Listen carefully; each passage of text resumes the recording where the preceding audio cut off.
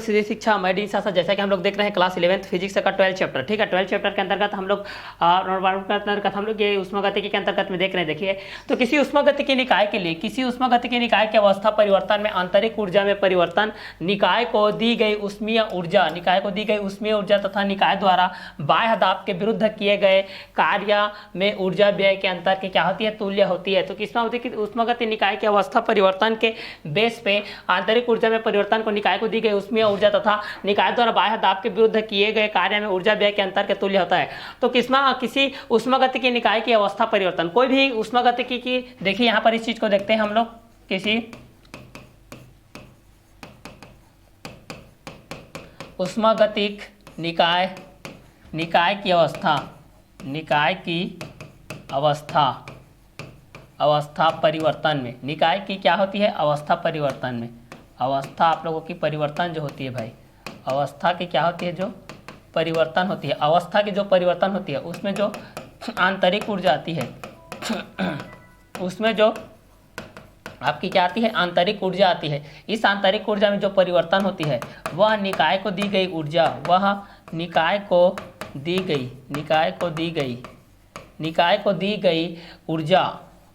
ऊर्जा के बाह्य दाब की क्या होती है, एक्रोडिंग होती है,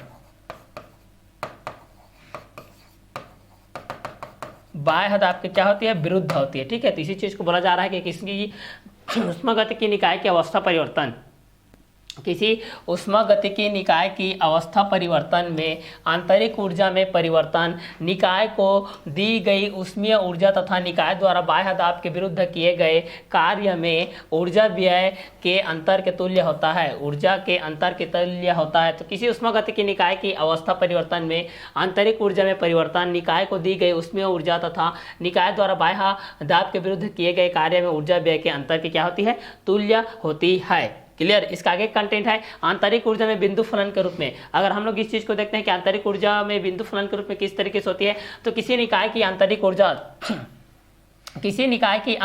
यहाँ से देखिए, किसी निकाय की आंतरिक ऊर्जा का मान निकाय की ऊष्मागतिकी की अवस्था पर क्या करती है, निर्भर करती है। तो किसी निकाय की आंतरिक ऊर्जा का मान निकाय की ऊष्मागतिकी की अवस्था पर निर्भर करता है, अर्थात आंतरिक ऊर्जा निकाय की अवस्था का अभिलक्षणिक गुण है। अतः यह कहा जा सकता है कि आंतरिक ऊर्जा बिंदु फलन है। किसी निकाय की आंतरिक ऊर्जा में परिवर्तन केवल उसके प्रारंभिक एवं अंतिम अवस्था पर क्या करता है, निर्भर करता है। तो हम लोग यहाँ पर ये बोल सकते हैं कि आंतरिक ऊर्जा बिंदु के रूप में, फलन के रूप में, कि किसी निकाय की आंतरिक ऊर्जा का मान निकाय के ऊष्मागतिकी की अवस्था पर क्या करती है, निर्भर करती है। अर्थात आंतरिक ऊर्जा निकाय की अवस्था का अभिलाक्षणिक गुण है। अतः यह कहा जा सकता है कि आंतरिक ऊर्जा बिंदु फलन के किसी निकाय की आंतरिक ऊर्जा में परिवर्तन केवल उसके प्रारंभिक एवं अंतिम अवस्था पर निर्भर करता है, और इस बात पर यह निर्भर नहीं करता है कि वह प्रारंभिक अवस्था से अंतिम अवस्था तक क्या करता है, किस पथ का अनुसरण करता है, इस पर यह कोई मायने नहीं रखता है। तो आंतरिक ऊर्जा बिंदु फलन रूप में हम लोग ये चीज को देखते हैं कि किसी निकाय की आंतरिक ऊर्जा का मान निकाय की ऊष्मागतिकी की अवस्था पर निर्भर करती है। तो ये इसको हम लोग अब बिंदु फलन के रूप में देख लिए। अब ऊष्मागतिकी का प्रथम नियम के बारे में हम लोग जानते हैं भाई, the first law of thermodynamics, joule के नियमानुसार। जो वैज्ञानिक जूल थे 1898 की बात है, क्लियर। तो जूल के नियमानुसार हम इस चीज को देखते हैं भाई, जूल के नियमानुसार क्या होता है भाई, ऊष्मीय ऊर्जा का कार्य ऊर्जा में परिवर्तन, ऊष्मीय ऊर्जा का कार्य ऊर्जा में तथा कार्य ऊर्जा का ऊष्मीय ऊर्जा में, क्लियर। तो यहां पर जूल के नियमानुसार ऊष्मीय ऊर्जा का कार्य ऊर्जा में तथा कार्य ऊर्जा का ऊष्मीय ऊर्जा में, कार्य ऊर्जा का ऊष्मीय ऊर्जा में पूर्णतः परिवर्तित किया जा सकता है, पूर्णतः परिवर्तित किया जा सकता है। अतः यदि किसी निकाय को H ऊष्मा दी जाती है तो निकाय द्वारा किया गया कार्य W = J × H के बेस पे होता है भाई, ठीक है। तो इसको हम लोग बोलते हैं ऊष्मागतिकी का प्रथम नियम। तो जूल के अनुसार ऊष्मीय ऊर्जा को कार्य ऊर्जा में तथा कार्य ऊर्जा को ऊष्मीय ऊर्जा में परिवर्तित करते हैं, मतलब पूर्णतः परिवर्तित करते हैं। तो उसमें किसी निकाय को ऊष्मा दी जाती है, किसी निकाय को ऊष्मा दी जाती है तो निकाय द्वारा जो कार्य किया जाता है उसको हम लोग ऊष्मागतिकी का प्रथम नियम के अनुसार से जानते हैं। उसको हम लोग क्या बोलते हैं? ऊष्मागतिकी का प्रथम नियम कहते हैं। जैसे कि किसी भी कण की बात है भाई, जैसे कि हम लोग यहाँ पर कोई भी परमाणु की बात करते हैं, परमाणु या किसी की बात करते हैं, जैसे यहाँ पर हम लोग किसी परमाणु की बात करते हैं भाई, यहाँ पर देखिए किसी अणु की बात कर रहे हैं। ये अणु है जो कि छोटे छोटे परमाणु से मिलकर के बना हुआ है, जो कि छोटे छोटे किससे मिलकर बना हुआ है? परमाणु से मिलकर बना हुआ है। ये जो अणु है वो छोटे छोटे परमाणु से मिलकर के बना हुआ है, छोटे छोटे परमाणुओं से मिलकर के बना हुआ है भाई। जो अणु है भाई वो छोटे छोटे परमाणुओं से मिलकर के क्या हुआ है? बना हुआ है। अब ये परमाणु जो होता है इसका बीच में इसका जो सेंटर पॉइंट होता है इसमें क्या होता है? नाभिक स्थित होता है भाई। और इस नाभिक में 2 पार्टिकल स्थित होते हैं भाई। इस नाभिक में 2 पार्टिकल स्थित होते हैं, जिसको पहला को हम लोग बोलते हैं भाई न्यूट्रॉन। क्या बोलते हैं? न्यूट्रॉन बोलते हैं। और दूसरा को बोलते हैं भाई प्रोटॉन। दूसरा को क्या बोलते हैं? प्रोटॉन। ये प्रोटॉन आपका धनावेशित होता है भाई। ये प्रोटॉन क्या होता है? आप लोगों का धनावेशित होता है, और जबकि ये न्यूट्रॉन क्या होता है भाई? अनावेशित होता है। अब इस नाभिक के चारों ओर इलेक्ट्रॉन चक्का लगाता है भाई। इस नाभिक के चारों ओर इलेक्ट्रॉन क्या लगाता है? चक्का लगाता है। किस तरीके से चक्का लगाता है? इस तरीके से देखते हैं भाई, इसका नाभिक किस तरीके से चक्का लगाता है, इस तरीके से देखिए। ये जो चक्का लगा रहा है भाई, इस चक्का लगाने वाले इंसान को हम लोग क्या बोलते हैं भाई? इलेक्ट्रॉन बोलते हैं। ये जो चक्का लगा रहा है भाई इसको हम लोग क्या बोलते हैं? इलेक्ट्रॉन बोलते हैं। और ये क्या होता है भाई? ऋण आवेशित होता है। इलेक्ट्रॉन क्या होता है? ऋण आवेशित होता है। और प्रोटॉन क्या होता है? धन आवेशित होता है। न्यूट्रॉन क्या होता है? अनावेशित होता है। और ये जो बीच का भाई साहब है इसको हम लोग नाभिक बोलते हैं भाई। हर नाभिक के चारों ओर इलेक्ट्रॉन चक्का लगाते हैं। जिस तरीके से सूर्य के चारों ओर पृथ्वी चक्का लगाता है, पृथ्वी के चारों ओर चंद्रमा चक्का लगाता है, उसी प्रकार नाभिक के चारों ओर इलेक्ट्रॉन चक्का लगाते रहते हैं। जो नाभिक से बंद है रहते हैं, जो नाभिक के पास में स्थित होते हैं, जो नाभिक के अत्यंत निकट स्थित होते हैं, उसको हम लोग बोलते हैं बद्ध इलेक्ट्रॉन। क्या इलेक्ट्रॉन बोलते हैं? उसको हम लोग बद्ध इलेक्ट्रॉन बोलते हैं। मतलब जो नाभिक से दृढ़तापूर्वक चिपका हुआ रहता है, उसके साथ चिपका हुआ रहता है, ना तो उसको छोड़ने का मन करता है ना उसको त्यागने का मन करता है, मतलब वो क्या कहलाता है? बद्ध इलेक्ट्रॉन कहता है। नाभिक से दृढ़तापूर्वक जो चिपका हुआ रहता है, बंधा हुआ रहता है, उसको हम लोग बद्ध इलेक्ट्रॉन बोलते हैं। उस इलेक्ट्रॉन को हम लोग क्या बोलते हैं? बद्ध इलेक्ट्रॉन बोलते हैं। बद्ध इलेक्ट्रॉन के बेस पे हम लोग उस चीज को जानते हैं। तो ये आप लोगों के बद्ध इलेक्ट्रॉन के बेस पे आ जाएगा। किस इलेक्ट्रॉन के बेस पे आ जाएगा? ये आप लोगों का बद्ध इलेक्ट्रॉन के बेस पे आ जाएगा।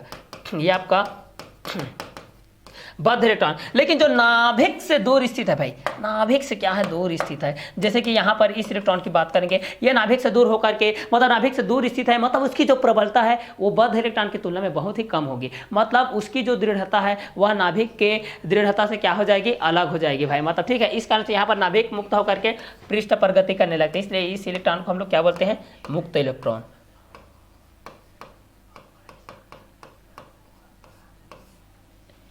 चलिए, तो इस इलेक्ट्रॉन को क्या बोलते हैं? मुक्त इलेक्ट्रॉन कहते हैं। ठीक है, तो मुक्त इलेक्ट्रॉन के बेस पे हम लोग इस चीज को देखते हैं छोटे छोटे के बेस पे कि अणु जो होते हैं वह छोटे छोटे परमाणु से मिलकर के बने होते हैं। जो अणु होते हैं वह छोटे छोटे परमाणु से मिलकर के बने होते हैं। जो परमाणु होते हैं अणु होते हैं वो छोटे छोटे परमाणु से मिलकर के बने होते हैं। और जो परमाणु के केंद्रीय भाग पर आप लोगों को नाभिक स्थित होता है, उस नाभिक पर 2 पार्टिकल्स होते हैं, प्रोटॉन होता है, न्यूट्रॉन होता है। प्रोटॉन धनावेशित होता है, न्यूट्रॉन अनावेशित होता है। और जो नाभिक से आप लोगों के नाभिक के साथ जो बद्ध नाभिक के पास स्थित होते हैं, निकट की कक्षा में होते हैं, नाभिक के निकट की कक्षा में जो स्थित होती है उसको बद्ध इलेक्ट्रॉन बोलते हैं। नाभिक से दूर स्थित होती है जिसमें प्रबलता कम होती है, उसकी दृढ़ता भी कम होती है, उस इलेक्ट्रॉन को हम लोग क्या बोलते हैं? मुक्त इलेक्ट्रॉन बोलते हैं। ठीक है, तो इस कारण से जब इलेक्ट्रॉन त्यागता है, जो धनी है वो धनावेश होता है, जो ऋणी है वो ऋण आवेश होता है। मतलब जो इलेक्ट्रॉन त्यागेगा तो वो धन आवेश होगा, और जो इलेक्ट्रॉन को ग्रहण करेगा वो ऋण आवेश हो जाएगा। मतलब जिसको आप लोगों को कर्जी चाहिए भाई, तो जो ऋणी होता है वो ऋण लेगा भाई, तो वो ऋणी हो जाएगा। लेकिन जो धन है, जो धनी है वो दान देगा भाई, तो क्या हो जाएगा? धनावेश। ठीक है, इस कारण से धनावेश ऋण आवेश के बेस पे आप लोगों का जो इलेक्ट्रॉन त्यागता है धनावेश, जो इलेक्ट्रॉन ग्रहण करता है ऋण आवेश हो जाएगा। तो इसी के बेस पे हम लोग यहाँ पर देख रहे हैं ऊष्मागतिकी के प्रथम नियम के अनुसार जूल के अनुसार ऊष्मीय ऊर्जा को कार्य ऊर्जा में तथा कार्य ऊर्जा को ऊष्मीय ऊर्जा में पूर्णतः परिवर्तित किया जा सकता है। अतः यदि किसी निकाय को H ऊष्मा दी जाती है तो निकाय द्वारा किया गया कार्य W इक्वल टू क्या होता है? Z/H के बेस पे होता है। ये है हमारा ऊष्मागतिकी का प्रथम नियम। ये क्या है? हमारा ऊष्मागतिकी का प्रथम नियम है। चलिए इसके आगे के कंटेंट को पढ़ते हैं भाई। अब आगे के कंटेंट में जैसे कि हम लोग यहाँ पर देख रहे हैं कि जब किसी ऐसे निकाय को निकाय की बात कर रहे हैं भाई, एक से ज्यादा समुदाय उपस्थित होते हैं, इस चीज को क्या बोलते हैं? निकाय बोलते हैं।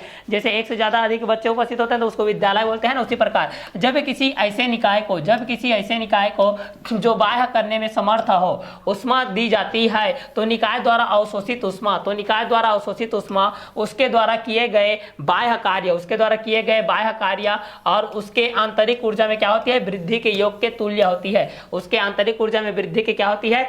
योग के तुल्य होती है। उष्मागति के प्रथम नियम के अनुप्रयोग के बेस पे हम लोग ये देखते हैं application of first law of thermodynamics, चक्रीय क्रम, साइक्लिक प्रोसेसेस के बेस पे हम लोग इस चीज को देखते हैं कि चक्रीय प्रक्रम के बेस पे ये किस तरीके से होता है। यदि कोई निकाय विभिन्न अवस्थाओं से, कोई भी निकाय होती है भाई, यदि कोई निकाय विभिन्न अवस्थाओं से गुजर कर पुनः अपनी प्रारंभिक अवस्था में आ जाता है तो इस प्रक्रम को चक्रीय प्रक्रम कहते हैं। तो इस प्रक्रम को क्या बोलते हैं? चक्रीय प्रक्रम कहते हैं। चक्रीय प्रक्रम में कुल आंतरिक ऊर्जा में परिवर्तन शून्य होता है। कुल आंतरिक परिवर्तन क्या होता है? जीरो होता है। यहाँ पर इंटरनल एनर्जी क्या होता है? जीरो होता है, जिसको kinetic energy plus potential energy equal to होता है आप लोगों का इंटरनल एनर्जी। मतलब स्थितिज ऊर्जा और गतिज ऊर्जा दोनों का योग कहलाता है आपका आंतरिक ऊर्जा।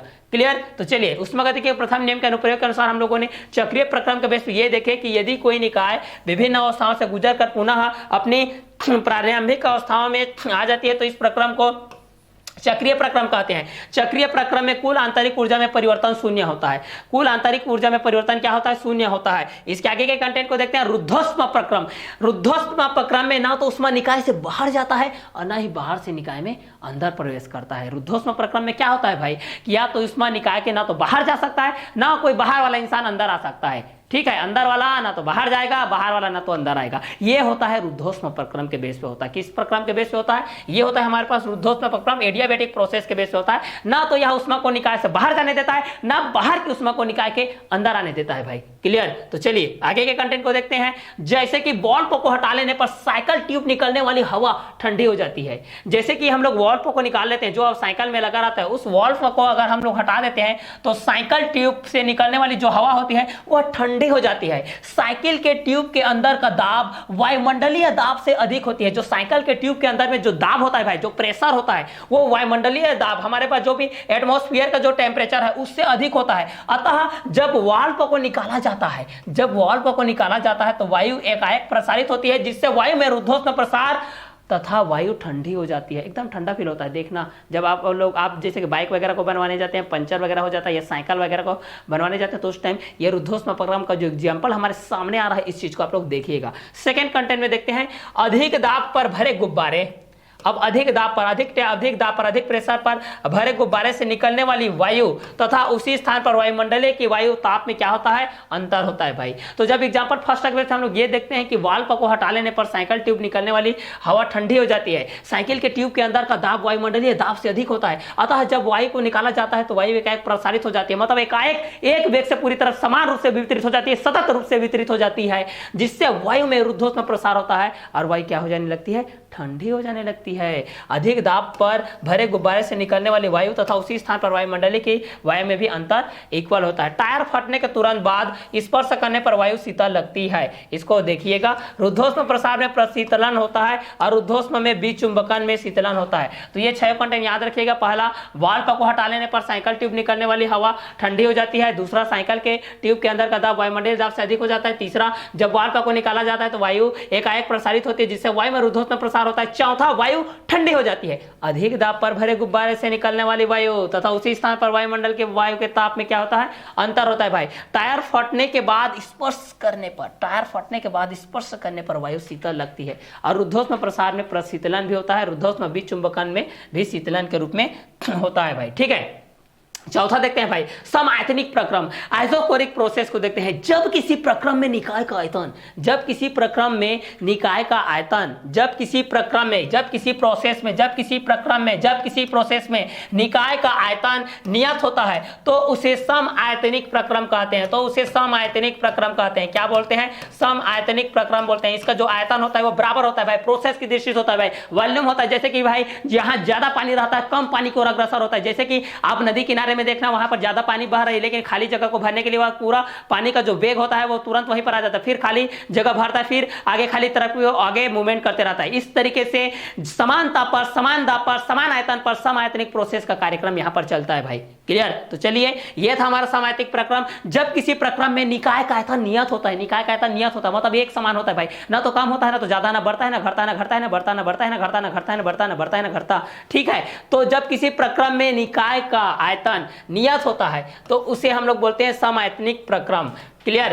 तो इस प्रक्रम में निकाय द्वारा किया गया कार्य भी इसके बराबर होता है भाई। क्लियर? तो चलिए आगे के कंटेंट को देखते हैं। समदाबी प्रक्रम, आइसोफेरिक प्रोसेस को देखते हैं। इसमें प्रेशर बढ़ता जाए, जिस तरह से प्रेशराइज आपका बढ़ता है, प्रेशर के बेस पे होता है, तो वहां पर क्या होता है, वर्क का लोड होता है। तो वहां पर इस चीज पे जब किसी प्रक्रम में निकाय का दाब, जब किसी प्रक्रम में निकाय का दाब नियत होता है भाई, एक वेग से रहता है, नियत होता है, इसमें कोई भी चेंजेबल नहीं आता है, ना ही फ्लेक्सिबल रहता है, किसी प्रकार का कोई फ्लेक्सिबल नहीं रहता है, तो उसे समदाबी प्रक्रम कहते हैं। तो उसे समदाबी प्रक्रम कहते हैं। जैसे कि भाप इंजन के बॉयलर में पानी को उबाल करके, भाप इंजन के बॉयलर में पानी को उबाल करके भाप बनाना क्या कहलाते हैं, समदाबी प्रक्रम का उदाहरण कहलाता है। यह समदाबी प्रक्रम के अंतर्गत आता है। इस स्थिति में निकाय द्वारा किया गया कार्य भी समदाबी प्रक्रम के अंतर्गत आता है। तो यहां से हम लोग फाइनली ये बोल सकते हैं भाई कि जब किसी प्रक्रम में निकाय का दाब नियत होता है, मतलब कोई चेंज नहीं होता है भाई, यथावत यथास्थान उचित जगह पर उचित चिन्हों के साथ होता है, तो उसे समदाबी प्रक्रम कहते हैं। भाप इंजन के बॉयलर में पानी को उबालते हैं या इसके द्वारा हम लोग जो भाप बनाते हैं, जैसे कि आप जब भी चावल को बिठाते हैं खाना पकाने के लिए, वहां पर जो टेम्परेचर रहता है, वहां पर जो पानी रहता है, वहां पर जो भाप बनता है भाई, ये भी कहीं ना कहीं इसी का एग्जांपल है भाई। तो दैनिक जीवन में आप भी जब भी रसोई में जाते हैं तो रसोई में देखते हैं वहां पर आपकी मम्मी क्या बना रही है भाई, तो वहां पर आप लोग इस चीज का अनुमान लगा सकते हैं कि वो समदाबी प्रक्रम है। क्लियर? तो चलिए आगे देखते हैं भाई। क्वथनांत प्रक्रम में आंतरिक ऊर्जा में परिवर्तन। अब चलिए इंटरनल एनर्जी में किस तरीके से चेंजेबल आता है, इस चीज को देखते हैं। क्वथनांत प्रक्रम में आंतरिक ऊर्जा में परिवर्तन। क्वथनांत प्रक्रम में आंतरिक ऊर्जा में परिवर्तन, माना कि एम द्रव्यमान की कोई वस्तु होती है, माना कि एम द्रव्यमान के कोई द्रव को उसके क्वथनांक पर उष्मा दी जाती है, जिससे वह वास्तव में परिवर्तन होने लगती है। माना कि द्रव अवस्था में उसका आयतन V1 होता है एवं गैस अवस्था में आयतन V2 होता है, तो उसका P कितना हो जाएगा, P इक्वल टू क्या हो जाएगा, V2/V1 हो जाएगा, क्योंकि यहाँ पर दूसरे में पहले का परिवर्तन होता है, मतलब अधिक से कम की ओर होता है ये। ठीक है, तो V2 - V1 के बेस में हो जाएगा। यहाँ पर जो प्रेशराइज होगा क्वथनांक प्रक्रम में आंतरिक ऊर्जा में परिवर्तन, जो इंटरनल एनर्जी रहेगा U रहेगा आप लोगों का, क्योंकि स्थितिज ऊर्जा और गतिज ऊर्जा दोनों आपस में सहयोग करते हैं तो आंतरिक ऊर्जा बनता है। Kinetic energy plus potential energy equal to हो जाता है आपका इंटरनल एनर्जी। क्लियर? चलिए आगे कंटेंट को देखते हैं। ऊष्मागतिकी चर एवं अवस्था समीकरण। वास्तव में अवस्था समीकरण किस अवस्था में भाई, अवस्था समीकरण दाब किस अवस्था में है, आयतन किस अवस्था में है, दाब किस अवस्था में, आयतन किस अवस्था में है, ताप किस अवस्था में, ऊष्मा किस अवस्था में, इस सभी को दर्शाने के लिए एक समीकरण की आवश्यकता होती है, जिसको हम लोग अवस्था समीकरण कहते हैं। उस समीकरण को हम लोग क्या बोलते हैं, अवस्था समीकरण बोलते हैं। तो ऊष्मागतिकी के बेस पे हम लोग इस ऊष्मागतिकी चर के माध्यम से अवस्था समीकरण के बारे में जानते हैं भाई। ऐसा निकाय जिसकी अवस्था ऊष्मागतिकी, ऐसा निकाय जिसकी अवस्था ऊष्मागतिकी राशियों पर निर्भर करती है, उस पर डिपेंड रहती है भाई, तो उसको ऊष्मागतिकी निकाय कहते हैं, उसको हम लोग ऊष्मागतिकी निकाय कहते हैं। जैसे पिस्टन युक्त बेलन में भरी गैस एक ऊष्मागतिकी निकाय होती है, क्योंकि उसकी अवस्था प्लस दाब प्लस ताप प्लस आयतन, अवस्था दाब प्लस ताप प्लस आयतन प्लस ताप प्लस दाब प्लस ताप प्लस आयतन प्लस ताप प्लस दाब प्लस, इन तीनों पर निर्भर करती है भाई। इन तीनों पर ये क्या करती है, निर्भर करती है। वस्तुतः, फलतः, किंतु, चूंकि, तथापि, यद्यपि, इस तरह के वर्ड इसमें आते हैं भाई। तो ऊष्मागतिकी निकाय का अर्थ साम्य स्थिति में एक स्थिर पिंड से होता है। साम्य स्थिति में एक स्थिर पिंड से होता है। जब भी आप दौड़ लगाते हैं भाई, एक साम्य स्थिति में खड़े हो जाते हैं, कहीं पर भी जाते हैं तो वहां से आप दौड़ना स्टार्ट करते हैं, फिर उसी जगह पे आकर के विरामावस्था में आप लोग वहां पर करते हैं। उसी प्रकार किसी के भी विरामावस्था होता है, साम्यावस्था होता है, बीच का अवस्था होता है, अंतिम अवस्था होता है, पूर्वावस्था होता है, प्रारंभ की अवस्था होता है, पिछले की अवस्था होता है, बीच का अवस्था होता है, मध्यांतर होता है। जिस तरीके से आप मूवी वगैरह देखे जाते हैं, स्टार्टिंग होता है, बीच में इंटरवल आता है भाई, मध्यांतर आता है भाई। अगर आपको कुछ भी पकौड़े वगैरह भी खाना है, कुछ भी चिप्स वगैरह भी खाना है, तो वहां पर आप लोग खा सकते हैं भाई, उसको आप लोग यूज कर सकते हैं भाई। उसी के बीच में यहाँ पर भी साम्य अवस्था, बीच में अगर आप लोगों को कुछ भी अगर ड्रिंक वगैरह करना है तो यहाँ पर भी कर सकते हैं। पानी पाउच के रूप में आप लोग मिनरल वाटर कर सकते हैं, कोई दूसरी प्रकार की ड्रिंक को यूज नहीं करना है भाई यहाँ पर। क्लियर? तो साम्य अवस्था में एक स्थूल पिंड से होता है, जो सूक्ष्म कणों के रूप में, जैसे परमाणु के रूप में, अणु के रूप में, आयनों के रूप में, इससे मिलकर के ये बनी होती है ऊष्मागतिकी के बीच में। जिस तरीके से टेम्परेचर जैसे बढ़ता है, जैसे समर के टाइम में आप मूवी वगैरह देखने गए हैं, कहीं किसी मल्टी कॉम्प्लेक्स में गए हैं, वहां पर अगर टेम्परेचर बढ़ रहा है भाई, टेम्परेचर के अकॉर्डिंग वहाँ का जो हॉल है वो आप लोगों को मान लेते हैं कि आप बालकनी का सीट लिए हैं, वहाँ पर आप लोगों के पास जो वहाँ पर है और मूवी अच्छे तरीके से लगा है, आपको बहुत ही मजा आ रहा है मूवी देखने में, लेकिन वहाँ का टेम्परेचर बहुत अधिक हो गया है जिसके कारण आपको गर्मी लग रही है, तो गर्मी का बर्दाश्त नहीं होगी भाई, आपको पूरा जो फिल्म देखने गए वहाँ का क्या हो जाएगा, अस्त व्यस्त हो जाएगा। इसी कारण देखना जाए जब ये हॉल ऐसे मल्टी कॉम्प्लेक्स होता है वहाँ पर इसका विशेष रूप से ध्यान रखा जाता है, एसी के साथ लगाया रहता है, टेम्परेचर के साथ उचित तापमान पे रखा रहता है कि भाई ताकि सामने वाले बंदा को कोई भी परेशान ना हो, क्योंकि अगर सामने वाला बंदा परेशान नहीं होगा तो फिर तभी तो हमारा मल्टी कॉम्प्लेक्स चलेगा भाई। क्लियर। तो इसी के बेस पे ऊष्मागतिकी चर एवं अवस्था समीकरण के बेस पे हम इस चीज को देख रहे हैं भाई। आगे देखते हैं, किसी ऊष्मागतिकी निकाय की स्पष्ट व्याख्या हो, तो किसी की भी स्पष्ट व्याख्या हो, तो गांव में किसी प्रकार का कुछ भी होता है तो उसकी स्पष्ट व्याख्या करने के लिए जो हमारे प्रमुख अधिकारी होते हैं, प्रमुख प्रवक्तागण होते हैं, जो सलाहकार होते हैं, मशवरा देने वाले होते हैं, ये सब की सुनी जाती है। उसी प्रकार ऊष्मागतिकी निकाय की स्पष्ट व्याख्या करने हो तो जिन भौतिक राशियों की आवश्यकता होती है, जिन भौतिक राशियों की आवश्यकता होती है उन्हें ऊष्मागतिकी चर कहते हैं, उन्हें ऊष्मागतिकी चर कहते हैं तथा ऊष्मागतिकी निर्देशांक कहते हैं। जैसे कि दाब प्लस आयतन प्लस ताप प्लस एंट्रोपी प्लस दाब प्लस आयतन प्लस दाब प्लस आयतन प्लस ताप प्लस एंट्रोपी के बेस पे यह होता है। किसी निकाय के लिए ऊष्मागतिकी राशियां, किसी निकाय के लिए ऊष्मागतिकी राशियां, यहां पर देखिए किसी निकाय के लिए ऊष्मागतिकी की राशियां आपस में एक समीकरण द्वारा संबंधित होती है। इस समीकरण निकाय को अवस्था समीकरण कहते हैं। इस समीकरण निकाय को क्या बोलते हैं? अवस्था समीकरण कहते हैं। किसी निकाय के लिए किसी ऊष्मागतिकी राशियां आपस में एक समीकरण द्वारा संबंध होती है, इस समीकरण को निकाय का अवस्था समीकरण कहते हैं। तो किसी ऊष्मागतिकी निकाय की स्पष्ट व्याख्या हेतु जिन भौतिक राशियों की आवश्यकता होती है उन्हें ऊष्मागतिकी चर कहते हैं भाई, या ऊष्मागतिकी निर्देशांक कहते हैं, जैसे दाब प्लस आयतन प्लस ताप प्लस एंट्रोपी। क्लियर। तो चलिए, किसी निकाय के लिए ऊष्मागतिकी की राशियां आपस में एक समीकरण द्वारा संबंधित होती है, एक समीकरण द्वारा क्या होती है? संबंधित होती है। तो इस समीकरण के निकाय को क्या बोलते हैं हम लोग? अवस्था समीकरण कहते हैं। क्लियर।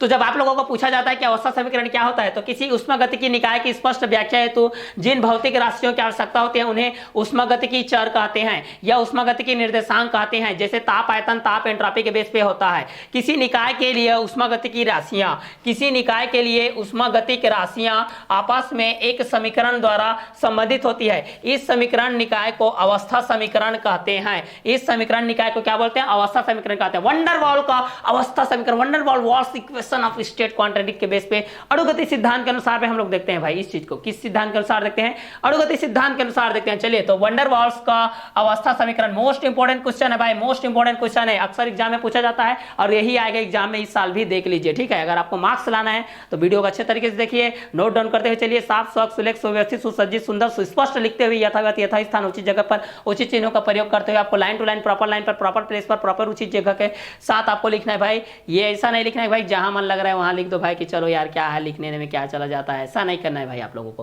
पूरे अच्छे तरीके से लिखना है। तो अणुगति सिद्धांत के आधार पर आदर्श गैस समीकरण PV = nRT होता है भाई, nRT यहां पर होता है भाई। ठीक है, यहां पर तो अणुगति सिद्धांत के आधार पर आदर्श गैस समीकरण के लिए हम लोग अणु व्यक्त करते हैं, तो जो इस प्रकार होते हैं, इस चीज के लिए हम लोग यहां पर देखते हैं भाई। ठीक है, तो चलिए देखते हैं इस चीज को।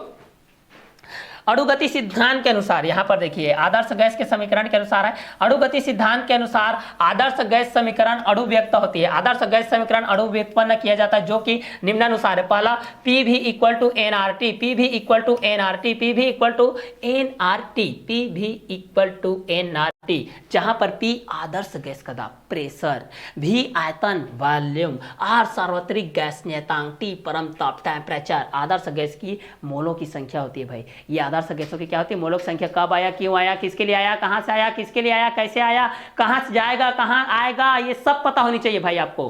क्लियर। तभी आप लोगों को ये चीज समझ में आएगा भाई। P है, क्या है भाई? ठीक है, ये आपका अल्फाबेट वाला पैरोट तोता नहीं है भाई, जो कि आप लोग 26 अल्फाबेट के बेस पे आप लोग बढ़ते हो।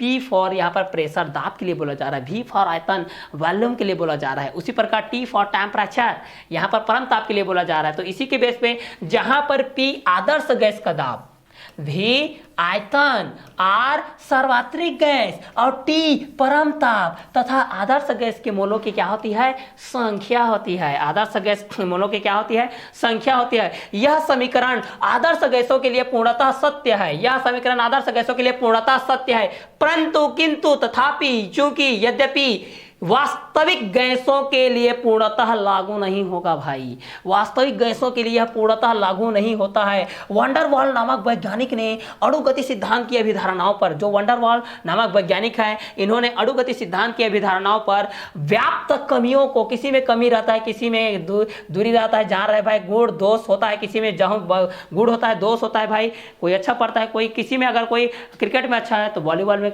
नहीं रहेगा, अगर बास्केटबॉल में अच्छा है तो बेसबॉल में नहीं रहेगा, क्लियर, कोई सॉफ्टबॉल में अच्छा है तो हॉकी में अच्छा नहीं रहेगा। इस तरीके से है, किसी में कमी तो किसी में आपकी ज्यादा अधिकता होती है। तो उसी व्याप्त कमियों को दूर करने के लिए वास्तविक गैसों के लिए एक अवस्था समीकरण प्राप्त किया गया, एक अवस्था समीकरण प्राप्त किया गया जिसे वंडर वाल का अवस्था समीकरण कहते हैं, क्योंकि इस व्यक्ति का नाम ही वंडर वाल था भाई, ठीक है। अणुगति सिद्धांत की जिन अभिधारणाओं को वास्तविक गैसों के लिए अनुपयुक्त बताया वे वंडर वाल अवस्था समीकरण के बेस पे था, जिसके अकॉर्डिंग पी भी इक्वल टू एनआरटी के बेस पे था। किसके बेस पे था? एनआरटी के बेस पे था। तो चलिए, गैस के अणुओं का आकार नगण्य होता है भाई, जिसको हम लोग नहीं देख सकते भाई, सूक्ष्मदर्शी में देखने पर भी अत्यंत सूक्ष्म दिखाई देता है भाई। जैसे कि हमारे पास जो भी ब्लड सेल होते हैं, हमारे पास जो शरीर की सूक्ष्म अवस्थाओं में दिखाई देते हैं, उसके अंतर्गत हम उस चीज को देखते हैं तो फिर भी वहां पर नगण्य रहते हैं। तो गैस के अणुओं का आकार अत्यंत नगण्य रहता है, अदृश्य टाइप से रहता है, जिसको हम देख नहीं सकते, सूक्ष्मदर्शी के माध्यम से उस चीज को देखा जाता है। तो गैस के अणुओं का आकार नगण्य होता है, गैस के अणुओं का आकार नगण्य होता है। जबकि गैस अणुओं के बीच में भाई, ये आप लोगों के जो गैस अणुओं के बीच में है इस तरीके से, जो कि आप लोगों के प्रत्येक अणु छोटे छोटे परमाणु से मिलकर बना, परमाणु केंद्रीय भाग से मिलकर बने, जो कि नाभिक, जिसमें दो पार्टिकल होते हैं, इलेक्ट्रॉन प्रोटॉन और न्यूट्रॉन होता है। न्यूट्रॉन अनावश्यक होता है, प्रोटॉन धनावश्यक होता है, इलेक्ट्रॉन ऋणावश्यक होता है भाई, चक्कर लगाता है भाई, क्लियर, कौन? इलेक्ट्रॉन। तो गैस अणुओं के बीच पारस्परिक आकर्षण का बल नगण्य होता है। इन दोनों अभिधारणाओं से आदर्श गैस के लिए प्राप्त अवस्था समीकरण निम्न में से दो प्रकार से इसको हम लोग संशोधन करते हैं। पहला आयतन में संशोधन करते हैं और दूसरा हम लोग इसके बाद वाले कंटेंट में देखते हैं, ठीक है। तो आयतन में संशोधन के बेस पे हम लोग इस चीज को देखते हैं। तो पहला, गैस के अणुओं का आकार नगण्य होता है, गैस अणुओं के बीच में पारस्परिक के बेस पे होता है, तो इस चीज को देखते हैं। तो पहला आयतन में संशोधन के बेस में देखते हैं, ठीक है।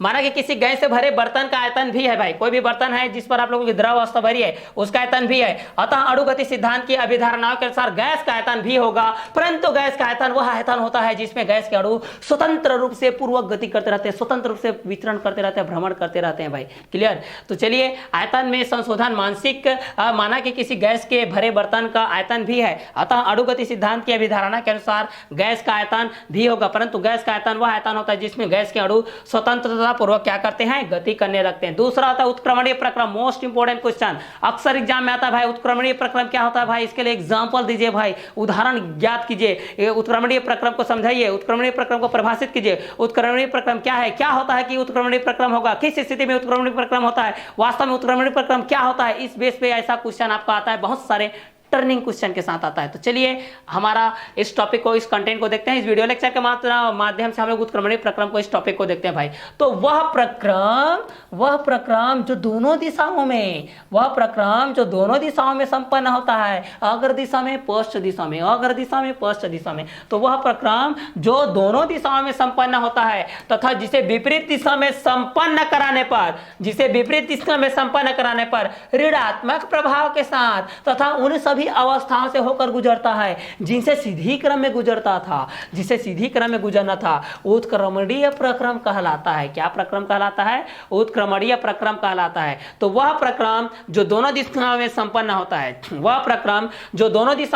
होता है, तथा जिसे विपरीत दिशा में संपन्न कराने पर ऋणात्मक प्रभाव के साथ उन सभी अवस्थाओं में से होकर गुजरना पड़ता है जिससे वह सीधी रेखा के रूप में गुजरा था। तो इस चीज को हम लोग बोलते हैं उत्क्रमणीय प्रक्रम कहते हैं। तो आप लोगों को पूछा जाता है उत्क्रमणीय प्रक्रम क्या है, तो आप लोग बोलोगे कि वह प्रक्रम जो दोनों दिशाओं में संपन्न होता है, जिसे विपरीत दिशा में संपन्न कराने पर ऋणात्मक प्रभाव के साथ उन सभी अवस्थाओं से होकर के गुजरती है। तो ऐसे प्रक्रम को हम लोग उत्क्रमणीय प्रक्रम कहते हैं। जैसे उदाहरण में देखते हैं, किसी पिस्टन युक्त चालकीय बेलन में गैस का संपीड़न प्रसार एक उत्क्रमणीय प्रक्रम का उदाहरण, जो कि दोनों साइड से पॉसिबल है भाई। किसी पिस्टन युक्त चालकीय बेलन में गैस का संपीड़न एवं प्रसार दोनों दिशाओं में संपन्न होगा, जो कि उत्क्रमणीय प्रक्रम होगा। दोनों दिशाओं में संपन्न उत्क्रमणीय प्रक्रम, एक दिशा में होता है तो उसको अनुत्क्रमणीय। पेल्टियर प्रभाव में ताप विद्युत युग्म में एक दिशा में प्रवाहित करने पर क्या होता है, एक संधि में जितनी ऊष्मा अवशोषित होती है उसे विद्युत धारा की दिशा में परिवर्तित करने पर उस संधि पर उतनी ऊर्जा उत्पन्न होती है। इसको हम लोग पेल्टियर प्रभाव के कारण देखते हैं। तो ये पेल्टियर प्रभाव आप लोगों का उत्क्रमणीय प्रभाव के अंतर्गत आता है। तो ये था आज का हमारा उत्क्रमणीय